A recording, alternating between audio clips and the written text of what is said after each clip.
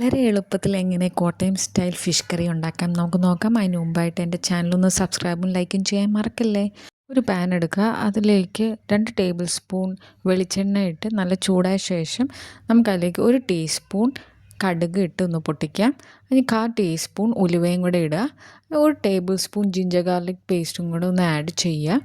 Add ചെയ്ത ശേഷം നമുക്ക് 4-5 ചെറിയ ഉള്ളിയും കൂടെ ഇട്ട് ഒന്ന് ചെറുതായിട്ട് വഴറ്റാം. വഴറ്റിയ ശേഷം 1 ടീസ്പൂൺ മഞ്ഞൾപ്പൊടി, 2 table spoon Kashmiri chilli powder, 1 teaspoon ഉപ്പും കൂടെ ഇട്ട് പച്ചമണം മാറുന്ന വരെ നമുക്കൊന്ന് വഴറ്റിയെടുക്കാം. ഇനി നമ്മൾ നേരത്തെ ചെയ്ത് വെച്ച ചെറിയ ചൂടുവെള്ളത്തിൽ നമ്മളിട്ട് വെച്ച കുടംപുളി ആ വെള്ളവും കൂടെ ഇതിലോട്ട് ഒഴിക്കുക. ഒഴിച്ച ശേഷം നല്ലപോലെ ഒന്ന് ഇളക്കിയ ശേഷം 500 ഗ്രാം മീൻ, നല്ല ക്ലീൻ ചെയ്ത മീൻ ഇതിലോട്ട് ഇടുക. എന്നിട്ട് ലോ ഫ്ലെയിമിൽ വെച്ച് ഒരു 10-20 മിനിറ്റ് അടച്ചു വെക്കുക.